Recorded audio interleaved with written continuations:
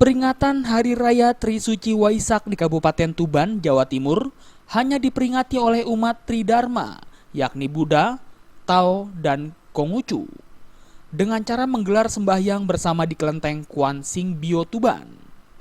Ratusan umat yang datang dari berbagai daerah tersebut menggelar ibadah atau sembahyang secara bergantian.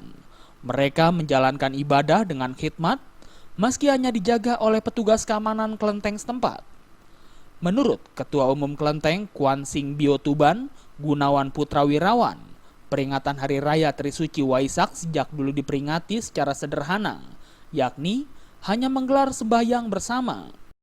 Hari ini umat yang datang cukup banyak, baik dari dalam kota maupun dari luar kota. Kurang lebih ada 500 umat yang hadir.